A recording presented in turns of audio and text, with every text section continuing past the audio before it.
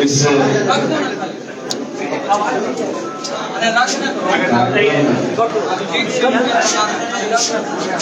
जिसका आयोजन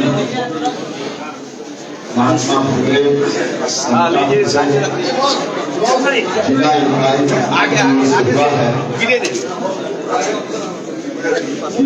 अध्यक्षता कर रहे जिला में समता परिषद के खुर्शीद जी यहाँ उपस्थित समता परिषद के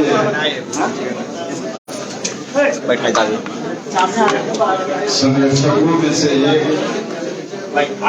पूर्व विधायक श्री रमेश कुशवाहा जी, पूर्व विधायक माननीय डॉक्टर रणविजय सिंह जी,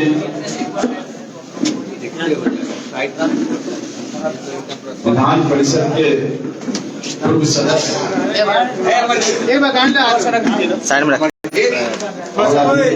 इन्होंने अपना एक संक्षिप्त संस्मरण सुनाया। जगदेव बाबू के जीवन काल में अफगान के साथ कदम से कदम मिलाकर उस वक्त चलने वाले और बाद में पूरे बिहार में जगदेव बाबू के विचारों के प्रचार प्रसार के लिए अपना जीवन खपाने वाले आदरणीय श्री सीपी सिन्हा साहब यहाँ उपस्थित है। जितेंद्र नाथ जी जो जनता दल यूनाइटेड के प्रदेश के उपाध्यक्ष हैं, महात्मा फुले समता परिषद के बिहार के कार्यकारी अध्यक्ष साथी हिमांशु पटेल जी, प्रधान महासचिव सुभाष चंद्रवंशी जी,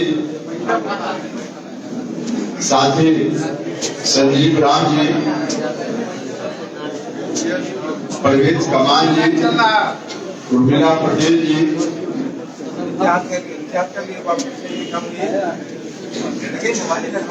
और भी बहुत सारे साथी यहाँ उपस्थित हैं। सभी सम्मानित नेतागण, आप सब लोग जो इस कार्यक्रम में आए हैं, भाइयों मित्रों और मीडिया के बंधुओं, सबसे पहले मैं जगदेव बाबू की जयंती के अवसर पे उनके चरणों में अपनी ओर से, आप सभी लोगों की ओर से श्रद्धा सुमन अर्पित करता हूँ, श्रद्धांजलि अर्पित करता हूँ। समता परिषद हर साल ऐसे महापुरुषों को याद करते रही है। इस बार भी समता परिषद ने निर्णय लिया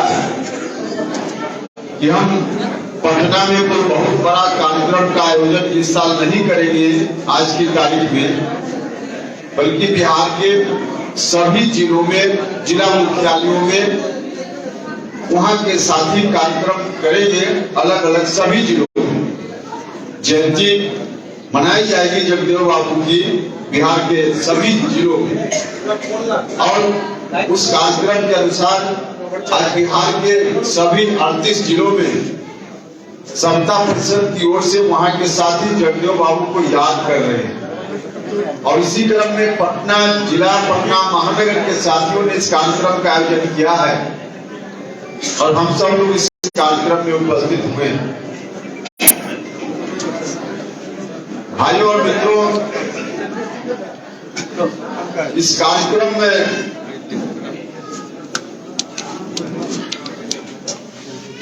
वो करने की तैयारी जब शुरू हुई,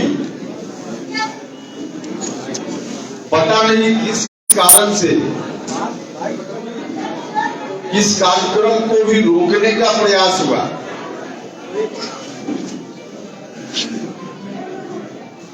और जिस पार्टी में हम सब लोग हैं,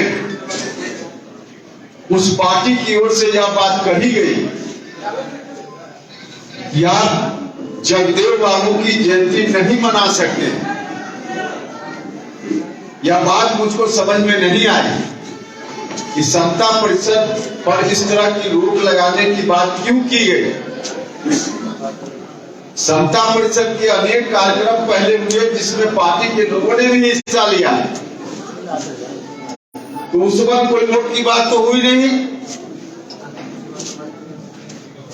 और अभी नहीं, कई वर्ष पहले भी कई बार कार्यक्रम होते रहे हैं जिसमें कई बार तो मुख्यमंत्री जी भी समता परिषद के कार्यक्रम में पहले शामिल हुए हैं, पार्टी के अन्य नेता भी शामिल हुए हैं।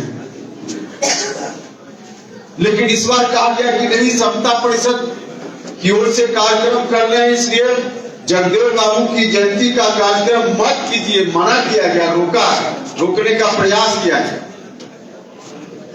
मुझको आश्चर्य होता है कि ऐसा क्यों हुआ।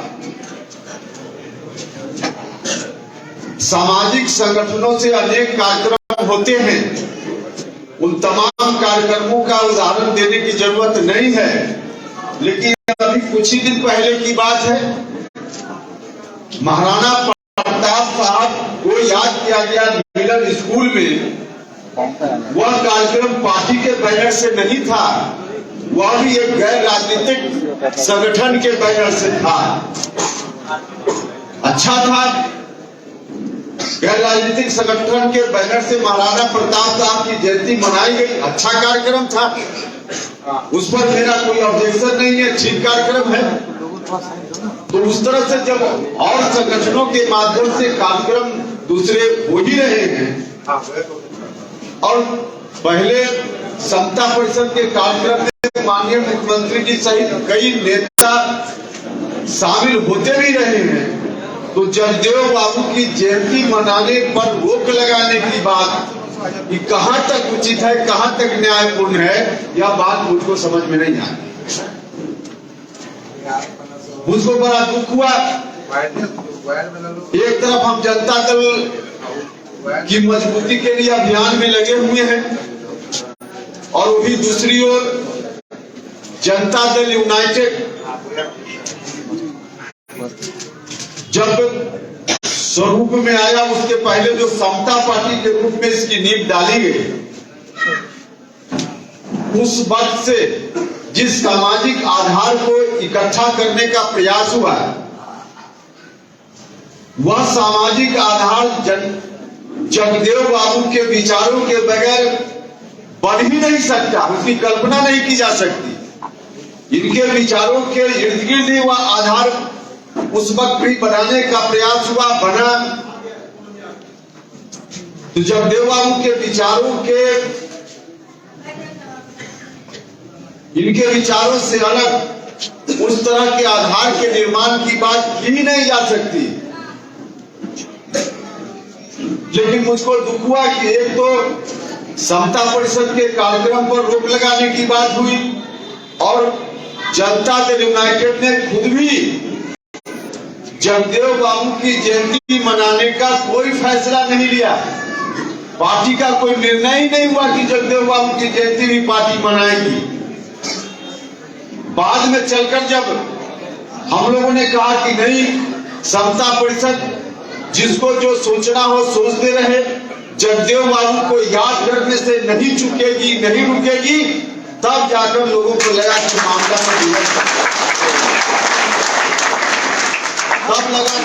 बिगड़ सकता है। और फिर अभी से 2-4 दिन पहले जनता दल यूनाइटेड की ओर से यह फैसला हुआ कि जगदेव बाबू की जयंती के अवसर पर पार्टी भी कार्यक्रम करेगी। भाइयों और मित्रों, एक तरफ पार्टी ने नहीं करने का फैसला लिया था, बाद में हम लोगों ये कार्यक्रम को देखकर फैसला हुआ। तो क्या पता नहीं क्या लोग चाहते हैं, जगदेव बाबू को पार्टी भी न याद करे और कोई दूसरा संगठन याद करना चाह रहा है, कोई दूसरा व्यक्ति याद करना चाह रहा है, तो उस पर रोक लगाने की बात हुई। यह घोर आश्चर्य का विषय है, घोर दुख का विषय है। अब ये कार्यक्रम कल हुआ बापू सभागार में, उस कार्यक्रम के माध्यम से जो जो बातें की गई जगदेव बाबू के बारे में, वह भी हम सब लोगों ने देखा है, सुना है। भाइयों और मित्रों, नई पीढ़ी के लोग अब ज्यादा हैं। सीपी सिन्हा साहब जैसे लोग गिने चुने हैं जिन्होंने जगदेव बाबू के समय को देखा है, भुगता है, झेला है। नई पीढ़ी के लोगों को जगदेव बाबू के विचारों के बारे में, जो दूसरे महापुरुष थे उनके विचारों के बारे में, क्या चाहते थे जगदेव बाबू, किस तरह का समाज बनाना चाहते थे, उसके बारे में लोगों को ठीक से जानकारी होनी चाहिए। बापू सभागार में नई पीढ़ी के लोगों को गुमराह करने की बात हुई, गुमराह करने की बात हुई है। जगदेव बाबू और दूसरे जो इस तरह के महापुरुष थे, उन्होंने क्या चाहा, क्या सपना था उनका?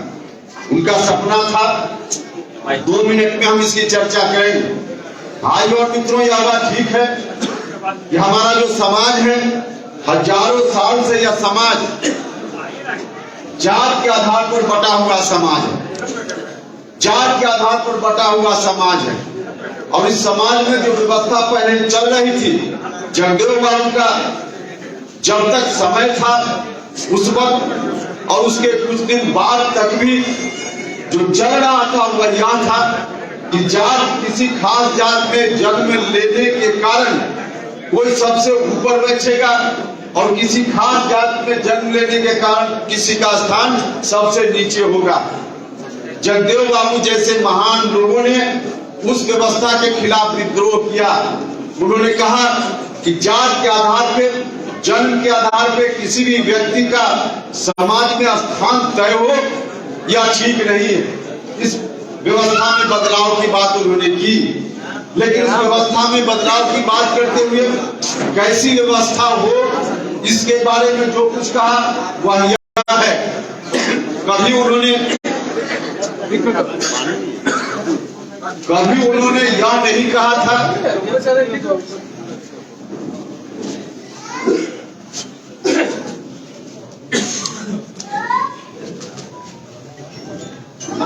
नया समाज कैसा बने, उसके बारे में बोलते हुए कभी उन्होंने नहीं कहा कि समाज में जो व्यवस्था ऊपर से नीचे की ओर है, कोई सबसे नीचे जन्म के आधार पे, कोई उसके ऊपर, कोई उसके ऊपर, कोई सबके ऊपर, इस व्यवस्था को उलट देने की बात उन्होंने कभी नहीं कही थी। इस व्यवस्था को उलटकर जो नीचे है उसको ऊपर बैठा दीजिए, ऊपर वाला को नीचे बैठा दीजिए, इस तरह की व्यवस्था की बात उन्होंने नहीं कही थी।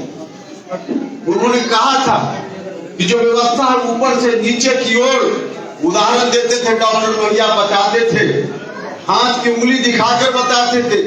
यह जो हाथ की उंगली है, जब हम इसको इस रूप में रखते हैं तो कोई सबसे ऊपर है, कोई बीच में है, कोई नीचे है। परिवर्तन का मतलब यह नहीं कि इसकी जगह हम ऐसे उलट दें, ऊपर वाला नीचे, नीचे वाला ऊपर चला जाए। परिवर्तन का यह मतलब उन्होंने नहीं कहा था। उन्होंने कहा यह व्यवस्था अच्छी नहीं है, जन्म के आधार पर कोई यहाँ बैठ जाए, कोई नीचे बैठे, यह तो ठीक नहीं है। लेकिन उलट व्यवस्था भी ठीक नहीं है। कौन सी व्यवस्था ठीक है? व्यवस्था वह ठीक है जो सीधे इस तरह से ना रहे, बल्कि हम लोग जो यहाँ बैठे हुए हैं पंक्ति में, सब लोग कोई एक दूसरे के ऊपर नहीं बैठा है। नौजवान मित्रों, उदाहरण समझ सकते हैं आप, कोई एक दूसरे के ऊपर नहीं बैठा है। हम सब लोग एक दूसरे के बगल में बैठे हुए हैं। ऊपर वाला नीचे, नीचे वाला ऊपर नहीं, बल्कि खड़ी रेखा को पड़ी रेखा कर दो, एक के बगल में सब एक बैठ जाएं। इस तरह की समाज बनाने की बात होनी चाहिए। एक के बगल में एक, कोई ऊपर नहीं, कोई नीचे, जन्म के आधार पर नहीं, एक के बगल में एक। बगल में कोई अति पिछड़ा दलित भी बैठे, कोई पिछड़ा भी बैठे, बाकी लोग भी बगल बगल में बैठे। ऐसा समाज उन्होंने बनाने का प्रयास किया, ऐसा समाज। लेकिन आज जिस तरह से बात की जा रही है और जो कुछ भी कहा गया, बापू सभागार में जो कहा गया, भाइयों और मित्रों, कहा गया कि 10 का शासन 90 पर नहीं चलेगा। ठीक है, जगदेव बाबू उस समय बोलते थे, लेकिन जगदेव बाबू जब बोलते थे उस वक्त और आज में काफी फर्क है, काफी फर्क है। उस समय जो शोषण की बात जगदेव बाबू करते थे, 10% लोगों के बारे में कहते थे कि शोषक लोग हैं। निश्चित रूप से आज भी शोषण हो रहा है, लेकिन जो शोषण करने वाले शोषक हैं आज बदल गए हैं, आज बदल गए हैं। जगदेव बाबू के बाद शासन आज कितना दिन हुआ? 15 साल पहले आरजेडी का, उसके बाद अभी 17 साल। इन 35 वर्षों में किसका शासन है? आज कौन शासन में बैठा हुआ है? जगदेव बाबू ने या उस समय के लोगों ने जो छीनकर सत्ता वहां से लाई, सत्ता कहां सिमट कर रह गई है, सत्ता कहां लिपट कर रह गई है? भाई और मित्रों, आज इसको समझने की जरूरत है, इसको समझने की जरूरत है। सत्ता 10% के लोगों के हाथ में आज भी है, लेकिन उनके हाथ में नहीं है जो उस समय हुआ करते थे। आज दूसरे लोग हैं जिनके हाथ में सत्ता सिमट कर रह गई है, सत्ता सिमट कर रह गई है। तो लोग कहते हैं, बापू सभागार में जोर जोर से कहा गया, जोर जोर से कहा गया कि जो 90% लोग हैं उनकी भागीदारी, 90% की भागीदारी आज कौन खा रहा है? 35 वर्षों में किसके हाथ में हुआ भागीदारी चली गई? 35 वर्षों में जिसके हाथ में चली गई, बिहार के लोग देख रहे हैं, देश के लोग देख रहे हैं। जगदेव बाबू जैसे लोगों ने जद्दोजहद करके, संघर्ष करके जो सत्ता वहां से छीन कर लाने का काम किया था, उनकी कल्पना थी कि सत्ता वहां से लाएंगे तो सत्ता नीचे तक, गरीब लोगों तक, समाज के अंतिम व्यक्ति तक पहुंचने का काम। लेकिन आज कहां चला है? जो जोर जोर से कहते, जोर जोर से कहते हैं। भाइयों और मित्रों, मैं पूछना चाहता कि जब मौका मिला, इन लोगों को मौका मिला 15 साल पहले भी, कौन अति पिछड़ा समाज के व्यक्ति को इन लोगों ने बढ़ाने का काम किया? किस अति पिछड़ा दलित समाज के व्यक्ति को इन्होंने सत्ता में मजबूत हिस्सेदारी देने का काम किया? सत्ता सिर्फ उन लोगों के लिए नहीं मिला था, एक परिवार के लिए सत्ता का हस्तांतरण नहीं हुआ था। सत्ता का हस्तांतरण इसलिए हुआ था कि गांव में बैठा हुआ गरीब आदमी भी सत्ता को महसूस करने का काम करे। लेकिन एक परिवार तक सत्ता को सिमटाने का काम हुआ उन्होंने। और आज वही लोग बापू सभागार में जोर जोर से कहते हैं, जोर जोर से कहते हैं, चिंता मत कीजिए, चिंता मत कीजिए, ताकत देने का काम कीजिए। राष्ट्रीय जनता दल आपकी चिंता करेगा। राष्ट्रीय जनता दल ने कभी चिंता करने का काम नहीं किया। हम तो अपनी पार्टी को कमजोर होते हुए देखते हैं। भाइयों और मित्रों, वह जो व्यवस्था थी, जिस व्यवस्था में एक परिवार तक सत्ता सिमट गई, उसी व्यवस्था के खिलाफ हमारी पार्टी का जन्म हुआ। लेकिन हमारी पार्टी भी अब उसी ओर देखने लगी है, और जब से उस ओर देखने लगी है तो स्वाभाविक रूप से जिन लोगों ने समता पार्टी के दौरान और बाद में जनता दल यूनाइटेड के दौरान जिन लोगों ने ताकत दी, आदरणीय नेता नीतीश कुमार जी को ताकत दी, आज सब लोग सहमे हुए, सब लोग परेशानी महसूस कर रहे हैं। तो आज इस तरह की स्थिति है। हम अपनी पार्टी, ऐसी स्थिति में लोग अब पार्टी से आकर्षण क्या विकर्षण की स्थिति हो रही है। इसलिए हमने बार बार कहा है, और हमारी पार्टी में भी जो स्थिति है, 2005 में पार्टी सत्ता में आई और तब से लेकर अब तक अति पिछड़ा समाज में किसी व्यक्ति को लीडर के रूप में नहीं, आज हम लोग देख रहे हैं किसी जगह पे कोई लीडर के रूप में अति पिछड़ा समाज का कोई व्यक्ति हमारी पार्टी में भी हो, यह स्थिति नहीं बनाई। कोई दलित समाज का कोई व्यक्ति हो, यह स्थिति नहीं बनाई, नहीं बनाई। तो भाई और मित्रों, उस वक्त का जगदेव बाबू जब थे, उस वक्त टारगेट था, आज का टारगेट अलग है। इस बात को स्वीकार करने का काम करना चाहिए। कभी त्रिवेणी संघ भी बना था, त्रिवेणी संघ भी बना था। त्रिवेणी संघ बनाने वाले जो लोग या बाद में जगदेव बाबू जैसे लोग, हम नहीं जानते आत्मा होती है कि नहीं होती है मरने के बाद, लेकिन इनकी आत्मा होगी तो वहां से देखकर रोती होगी, इन लोगों की आत्मा रोती होगी। त्रिवेणी संघ बना था, इसलिए नहीं बना था त्रिवेणी संघ कि त्रिवेणी संघ में दो सदस्य आपस में सत्ता एक दूसरे के बीच 15 साल उनका, बाकी उनका और फिर से उनका। इसके लिए त्रिवेणी संघ नहीं बना था। त्रिवेणी संघ बना था कि जो त्रिवेणी संघ का 3 सदस्य है उसको भी बारी बारी से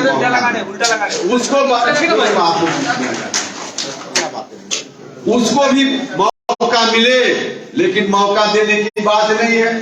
आज नीतीश कुमार जी जब इस स्थिति में आए कि हम सब लोग मिलकर उनको ताकत देना चाहते हैं, आज भी ताकत देना चाहते हैं, लेकिन जिस तरह से बात हो रही है हम लोग सशंकित हो रहे हैं और इसलिए बार बार कहते हैं कि क्या डील हुई आरजेडी से, जरा इसको बताने का काम किया जाए।